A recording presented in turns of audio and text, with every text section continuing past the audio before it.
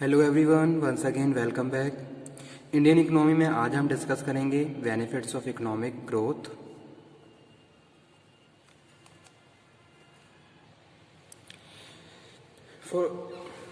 Before starting this we have to understand what is the meaning of economic growth.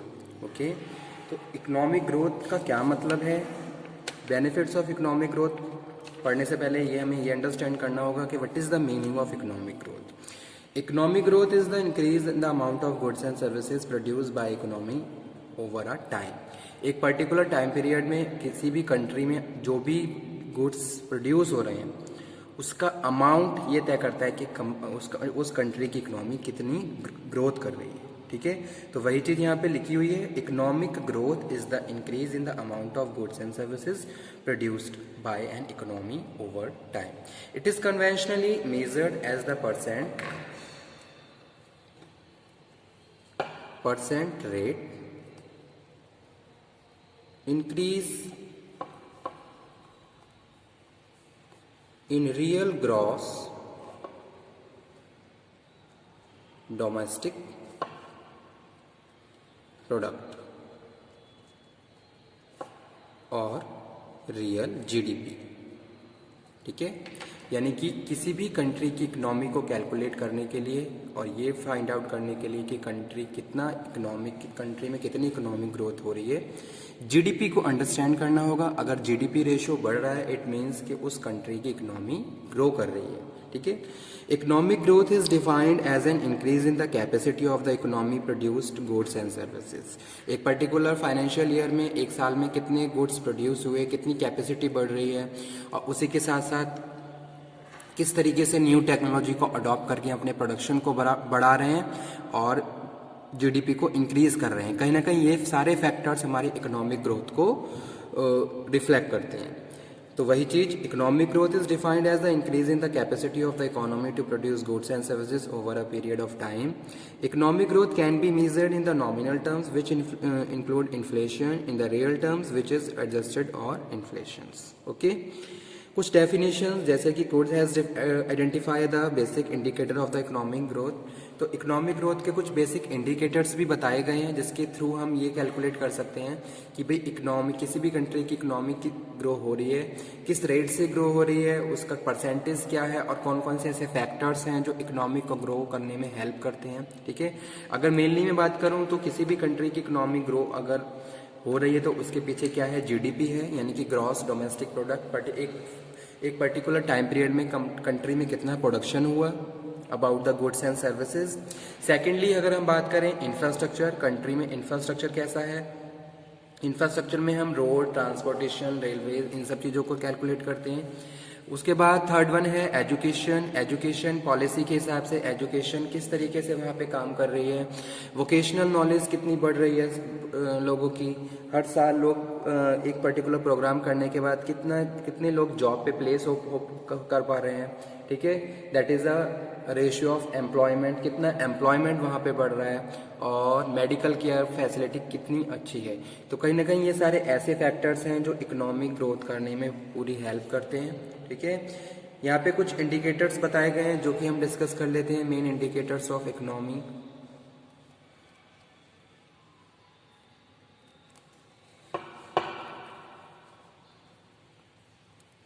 Basic indicators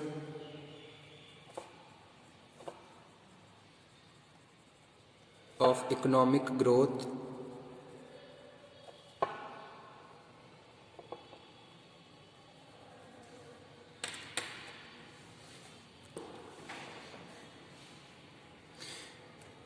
तो यहां पे first point है,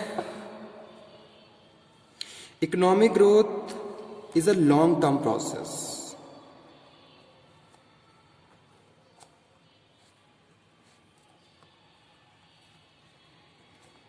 economic growth is long term process. ठीक है, ऐसा नहीं है कि आप एक लिमिटेड टाइम पीरियड में अपनी इकोनॉमी को पूरे तरीके से ग्रो कर सकते हैं। अब जो कंट्री अंडर डेवलपिंग है, काफ़ी लंबे टाइम के बाद और बहुत सारी ऐसी प्रैक्टिसेस करने के बाद फाइनली वो डेवलपिंग कंट्रीज में कन्वर्ट होती हैं। ठीक है, तो एक इकोनॉमिक ग्रोथ का जो कॉन्सेप्ट है ये क्या है, एक लॉन्ग प्रोसेस है एक लंबा प्रोसेस है, जहाँ जो अंडर डेवलपिंग कंट्री हैं हर साल कोई ना कोई नई पॉलिसी स्ट्रैटेजी को फॉर्मुलेट करते हैं और उसके बाद अपने जो उनका जो जीडीपी रेट है उसको इंक्रीज़ करते हैं ताकि वो अपनी इकोनॉमी को और ज़्यादा बढ़ा सकें। ओके, तो इसीलिए इसको हम लॉन्ग टर्म प्रोसेस बोल रहे हैं, which generally involves a period of many decades. Okay, second one है economic growth is accompanied by substantial rise both in total population as well as the real national income. ठीक है, तो यहाँ पे जो एक पॉइंट है, मोस्ट इंपॉर्टेंट पॉइंट है कि भाई अगर हम इकोनॉमिक ग्रोथ की बात कर रहे हैं तो जो किसी भी कंट्री की पॉपुलेशन, ठीक है, और वहाँ पे कितना इनकम लेवल बढ़ रहा है, यानी कि लोगों की इनकम कितनी बढ़ रही है। अगर कोई भी एक कंट्री है वहाँ पे साइज ऑफ पॉपुलेशन बढ़ रहा है तो साइज ऑफ पॉपुलेशन के साथ साथ ये भी अंडरस्टैंड करना होगा कि लोगों की इनकम कितनी बढ़ रही है, ठीक है, जो कि इकोनॉमिक ग्रोथ को रिफ्लेक्ट करती है। तो मेन पॉइंट है, ठीक है, rise in both total population as well as national income. अब बहुत जैसे अगर हम इंडिया की बात करें तो इंडिया में क्या है, मेजर प्रॉब्लम है, जो पॉपुलेशन है वो रैपिडली बढ़ रही है, लेकिन जो इंडस्ट्रियलाइजेशन है या फिर हम बात करें जॉब अपॉर्चुनिटी है बहुत ज़्यादा ग्रेजुअली बढ़ रही है, जिसकी वजह से प्रॉपर बैलेंस नहीं हो पा रहा है और इंडिया अभी भी अनएम्प्लॉयमेंट की प्रॉब्लम को फेस कर रहा है। तो कहीं ना कहीं अगर अनएम्प्लॉयमेंट की प्रॉब्लम है तो इनकम लेवल भी क्या है, डाउन है, प्रॉपर बैलेंस नहीं है। तो यही चीज़ यहाँ पे हम डिस्कस कर रहे हैं, जो कि एज अ बेसिक इंडिकेटर यहाँ पे डिस्कशन किया जा रहा है कि भी जो इकोनॉमिक ग्रो कर रही है तो उसके पीछे अगर हम बात करें कि भी जैसे जैसे पॉपुलेशन बढ़ रही है वैसे वैसे नेशनल इनकम भी बढ़नी चाहिए, लोगों का इनकम लेवल भी बढ़ना चाहिए, उन्हें अब एटलीस्ट उनका एक मिनिमम लिविंग स्टैंडर्ड मेंटेन होना चाहिए जिससे वो अपनी लाइफ को प्रॉपरली सर्वाइव कर सकें और जो बेसिक उनकी नीड्स हैं या फिर जो सर्विसेज हैं उनको प्रॉपरली अवेल कर सकें। ठीक है, तो ये क्या है, किसी भी कंट्री की इकोनॉमिक ग्रोथ में मोस्ट इंपॉर्टेंट रोल प्ले करता है। उसके बाद जो थर्ड इंडिकेटर है दैट इज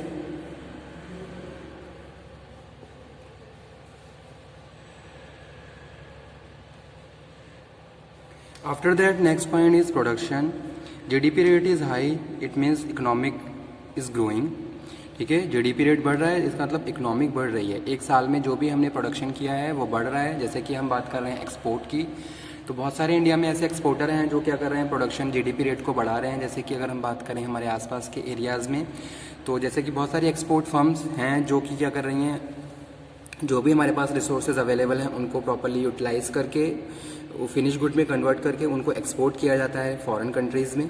तो कहीं ना कहीं जीडीपी रेट बढ़ता है और इससे हमारी इकोनॉमिक और ज़्यादा ग्रोथ होती है। That is also very important basic indicator of the economic growth. Next one is technology advancement. कितना हम अपडेटेड हो रहे हैं टेक्नोलॉजी से, नई नई टेक्नोलॉजी को किस तरीके से अडॉप्ट कर पा रहे हैं, वो भी क्या है, एक मोस्ट इंपॉर्टेंट रोल प्ले करता है किसी भी कंट्री की इकोनॉमी को ग्रो करने में। ठीक है, जैसे कि अगर हम प्रोडक्शन कर रहे हैं, ठीक है, लेकिन अगर हम production new technology based production हो रहा है तो कहीं ना कहीं इससे हमारी प्रोडक्टिविटी और ज़्यादा बढ़ जाती है।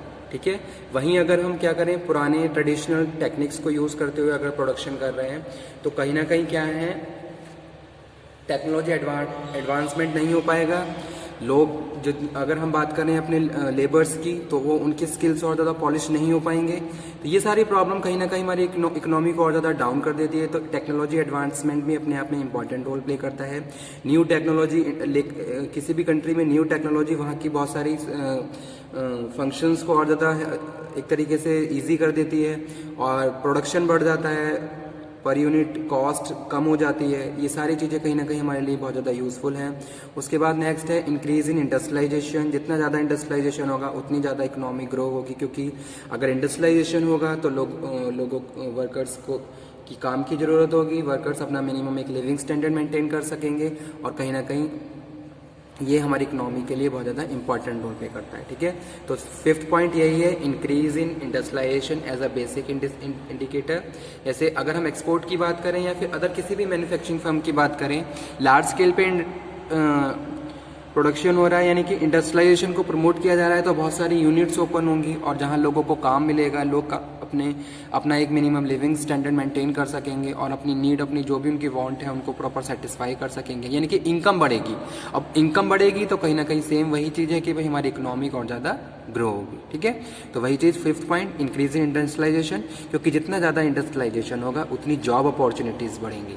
उसके बाद सिक्स्थ है ग्रेटर कॉमर्शलाइजेशन, यानी कि जब इंडस्ट्रियलाइजेशन होगा, प्रोडक्शन होगा, तो बाइंग और सेलिंग बढ़ेगी, और जितना ज़्यादा कॉमर्शलाइजेशन होगा उतना ही हमें फ़ायदा होगा।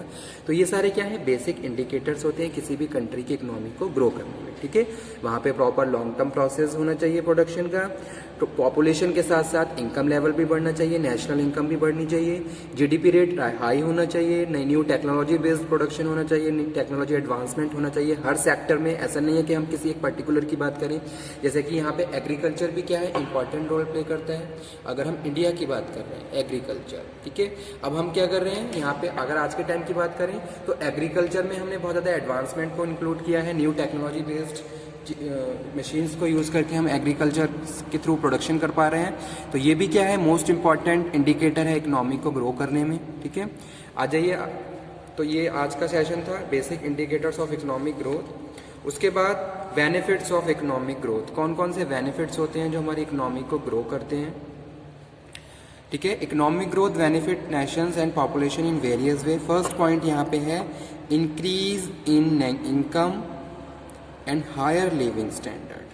ठीक है, अगर इकोनॉमी ग्रो हो रही है इसका मतलब लोगों की इनकम बढ़ रही है और उनका लिविंग स्टैंडर्ड क्या हो रहा है, इंक्रीज हो रहा है। और हर इंडिविजुअल यही चाहता है कि उसकी इनकम बढ़े और उसका लिविंग स्टैंडर्ड बढ़े।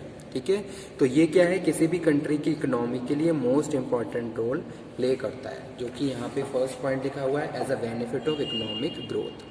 Due to economic growth developed countries have much better and higher living standard. जो कि डेवलप कंट्री हैं उनका एक अलग लिविंग स्टैंडर्ड है, एक उनका हायर लिविंग स्टैंडर्ड है due to increase in income, क्योंकि उनकी इनकम बढ़ी हुई है। जैसे अगर हम बात करें यूएसए की बात करें, ठीक है, तो वहाँ पे बहुत सारी जॉब अपॉर्चुनिटीज़ हैं, लोगों के इनकम लेवल राइज है, तो कहीं ना कहीं उनका लिविंग स्टैंडर्ड भी बहुत ज़्यादा इंक्रीज है। ठीक है, economic growth is a key factor to enable developing country to reduce poverty level. और कहीं ना कहीं इनकम लेवल बढ़ रही है तो जो पॉवर्टी लेवल है वो भी क्या हो जाता है, फिर रिड्यूस हो जाता है। ठीक है, और हर कंट्री यही चाहती है कि भी उनका जो पॉवर्टी लेवल है रिड्यूस रहे। ठीक है, सेकंड है reduction in employment. Reduction in employment जो अपने आप में इंडिया में क्या है, एक मेजर प्रॉब्लम है। एम्प्लॉयमेंट, अनएम्प्लॉयमेंट की प्रॉब्लम अगर खत्म हो रही है तो कहीं ना कहीं ये अपने आप में मोस्ट इंपॉर्टेंट रोल प्ले कर रहा है।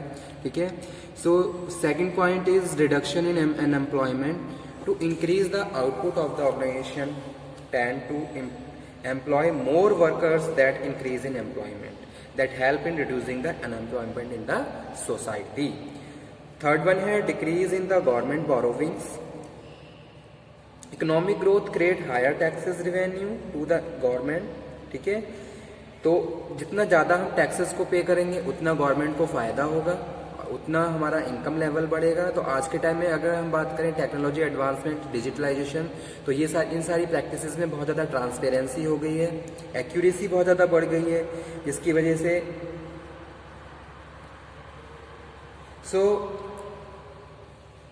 Economic growth help to reduce borrowing also. After that next one है improve public service. With the increased tax revenue, the government can spend more on education, health service.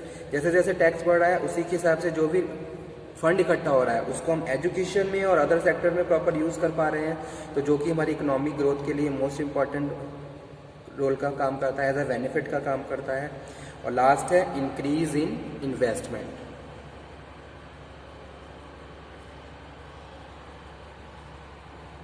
Economic growth of economy gives a positive outlook to investor that result in the increase in investment or particular time. Investment हमारा बढ़ रहा है। देखिए आज के time में अगर हम बात करें बिजनेसमैन की बिजनेस की बात करें या फिर एंटरप्रेन्योर्स की बात करें, ठीक है, अगर हम इंडिया की बात करें और एसएमई की बात कर रहे हैं तो कहीं ना कहीं उसका मेजर रोल प्ले हो रहा है हमारी इकोनॉमी को और ज़्यादा बढ़ाने में। तो कहीं ना कहीं ये सारे क्या है, बेनिफिट्स हैं इकोनॉमिक ग्रोथ के। अगर इकोनॉमिक ग्रोथ बढ़ती है तो कहीं ना कहीं हमारी इनकम बढ़ेगी, हमारा लिविंग स्टैंडर्ड बढ़ेगा और गवर्नमेंट को भी फ़ायदा होगा, अनएम्प्लॉयमेंट की प्रॉब्लम रिड्यूस हो जाएगी, हम अपना एक लिविंग स्टैंडर्ड मेंटेन कर सकते हैं और पब्लिक सर्विसेज और ज़्यादा इम्प्रूव हो जाएंगी। जैसे कि देखा होगा आज के टाइम में अगर हम किसी भी गवर्नमेंट ऑर्गेनाइजेशन की बात करते हैं तो प्रॉपर कंप्यूटराइजेशन हो गया है, हर चीज़ क्या हो गई है, कंप्यूटर के थ्रू हम बहुत सारी सर्विसेज को अवेल कर सकते हैं और वहाँ से अपने जो भी आपका हमारा डे टू डे काम है उसको ईजी तरीके से कर सकते हैं, ठीक है। तो कहीं ना कहीं ये सारी चीज़ें हमारे लिए मोस्ट इंपॉर्टेंट रोल प्ले करती हैं। तो आज का टॉपिक हमारा यही था, economic growth, basic indicators of economic growth and benefits of economic growth. Okay student, thank you very much, thank you.